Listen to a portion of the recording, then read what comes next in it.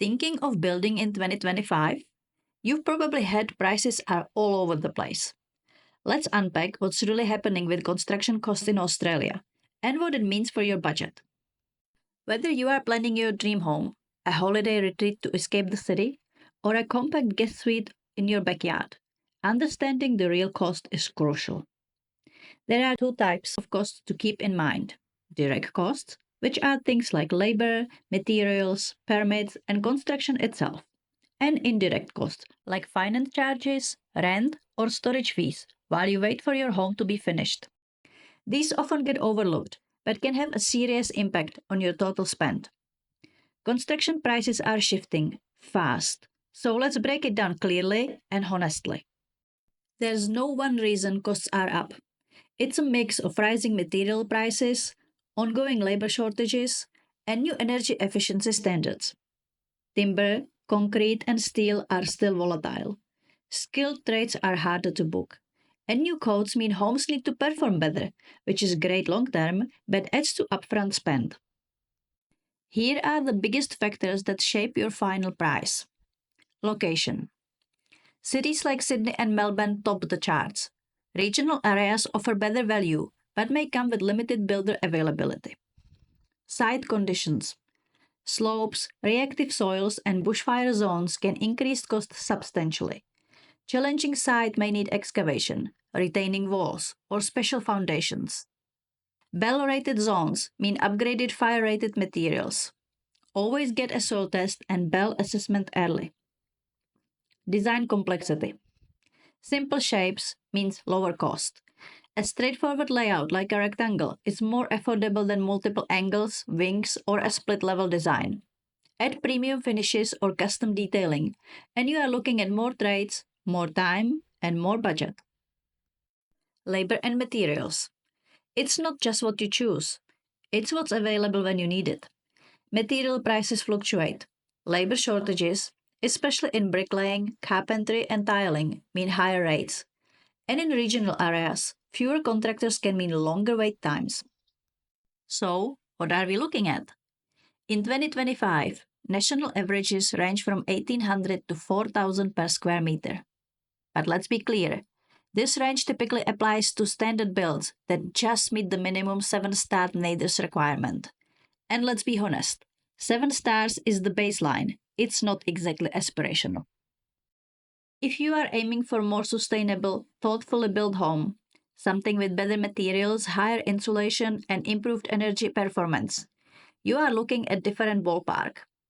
Boutique eco-builders focused on performance and design usually fall into the 3,500 to 5,500 per square meter range. And if you are aiming for a certified passive house, you can expect costs to climb up to 6,000 to 8,000 per square meter or more, depending on complexity and finishes. It's important to understand that these base prices only cover the construction itself. Site works, permits, and landscaping are not included, and they can add tens, even hundreds of thousands of dollars to your total cost. This is where many budgets get blown out, and it's critical to factor them in from the beginning. Also, keep in mind that costing a home per square meter is a very tricky exercise.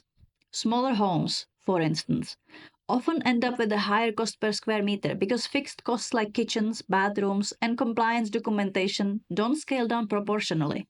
In fact, I wrote an entire article about this back in 2022.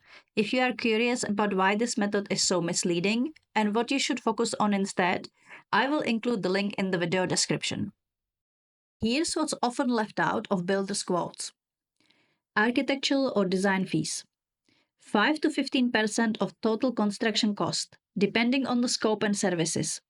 Basic drafting and building design may sit at the lower end, while full architectural design, including documentation, interior layouts, site coordination, and project oversight, can push fees toward the upper range. Some firms offer fixed fees, while others use a percentage model based on estimated build cost. Permits and council fees. 5 to 50,000, depending on your location and zoning overlays. You'll need to factor in the cost of required reports like bushfire assessment, soil test, stormwater plan, and planning statements prepared by external consultants. Site preparation.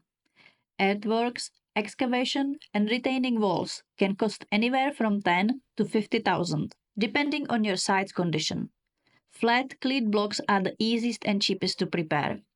But if your land is sloping, uneven, rocky, or covered in vegetation, expect higher costs. Reactive soil or poor drainage may also require engineered foundations or extra groundwork. If you are building on a rural or bush block, access for machinery and clearing may be needed too. All of this can add up quickly, so it's best to investigate the site thoroughly before you commit. Utility connections. Power, water, gas, and sewer can easily add 10 to 30,000. If you are building in a newly developed estate, some of these services may already be installed or subsidized. But for regional or semi-rural properties, connection often means trenching long distances, dealing with multiple service providers, and sometimes installing your own infrastructure, like septic systems or water tanks.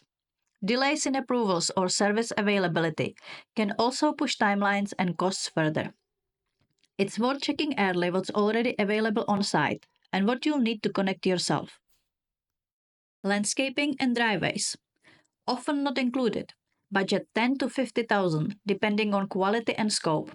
A basic finish might include turf and concrete driveway, but if you are planning garden beds, retaining walls, paved paths, outdoor lighting, or irrigation systems, costs can climb quickly. Decorative finishes, complex layouts, or premium materials can stretch the budget even further. For sloping sites or acreage blocks, expect additional grading, drainage work, or access paths. It's not just a finished touch, it's part of your home's value and livability. Finishing touches. Lighting, windows furnishings, appliances, heating and cooling systems, easily more than $20,000. This includes essentials like LED lighting, ceiling fans and downlights, as well as curtains, blinds, or shutters throughout the home.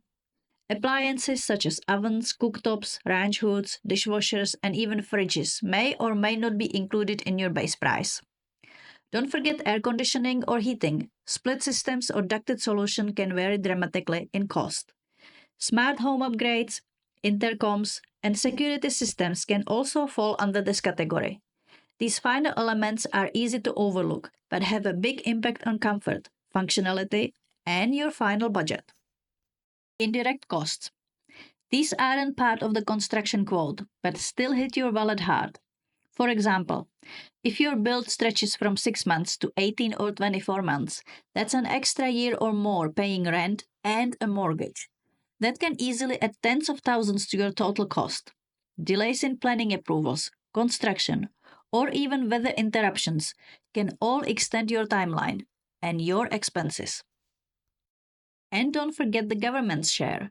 You'll need to allow for 10% of your home's value for GST and around 30 to 50,000 in stamp duty, though it's worth noting this is generally applied to land purchases rather than the build cost itself. While not a construction cost per se, it's still a significant expense when budgeting for your project, particularly for house and land packages or when buying land to build on. Want to avoid budget blowouts? Try this. Plan for future extensions. Instead of building a larger home immediately, design with future expansion in mind. Design the full home from the start, but consider building in stages. This allows you to move in sooner and defer some construction costs. When the time is right and more space is truly needed, you can extend as per your original plan, saving time, money, and avoiding the complexity of retrofitting a new addition into an unprepared structure. Keep the design simple and compact. A straightforward layout with minimal corners or complicated roof lines will save you on both material and labor. Simple shapes also streamline engineering and reduce build time, helping your budget stretch further. Use standard materials. Choosing commonly available, locally sourced materials makes it easier for builders to quote accurately and stick to it. Custom imports or rare finishes often cause delays and drive up cost unnecessarily. Lock in fixed price contracts early. With prices fluctuating rapidly, locking in your contract as early as possible protects you from material or labor cost hikes mid-build.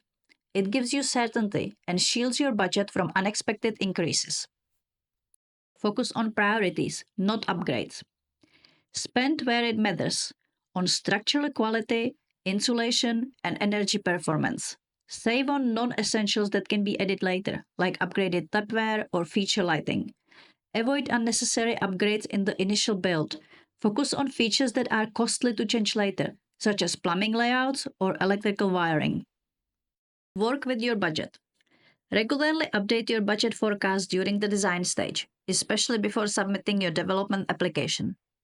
Costs change throughout the process. Updating your forecast ensures you are making informed decisions and avoids last minute financial surprises or planning setbacks. Plan for energy efficiency early. Thoughtful passive design, like optimizing orientation or adding shading, reduces your need for expensive mechanical systems. It costs less to design it right upfront than to retrofit performance later. Build now, finish later. You can move in without fully landscaping or completing some interior finishes, then complete them as funds allow. Get advice early, before things spiral. A little planning can save you big. Let's put it into perspective. For a 200 square meter home in basic range will cost you $400,000 to $500,000. Mid-range would cost you $700,000 to $1.1 million, and the high-end range will cost you about $1.2 to $1.6 million. Now add the extra cost for approvals, site works, landscaping, and all the finishing touches, plus an additional 10% for GST. Let's look at what it might mean in real numbers. If your base construction is $700,000 for a mid-range home, here's a breakdown of common extras. Architectural or design fees, $35,000. Permits and council fees, $5,000. Site preparation, $10,000. Utility connections, $10,000. Landscaping and driveways, $10,000. Finishing touches, $20,000. Total estimated extra cost, $90,000, which is a 13% of your base build. And that's before GST, which would add another $79,000, bringing the true total to approximately $869,000. So while we often say 15 to 25% as a rule of thumb, even the low-end estimates add up quickly, and that's with conservative figures. Always plan for extra from the outset. At EcoKit, our goal is to bring greater pricing certainty to our clients right from the design stage. It's similar to why people prefer Uber over traditional taxis. It's not necessarily cheaper, but you know exactly what you'll pay upfront, with no surprises at the end. That's what we aim for to offer in construction: clear, reliable pricing early in the process, so our clients can make informed decisions and avoid unexpected costs later on. Building in 2025 isn't cheap, but it also doesn't have to be a financial blowout. Plan early, work smart, and get good advice. If you want help with the preparation of your budget or reviewing your plans, get in touch. We are here to help.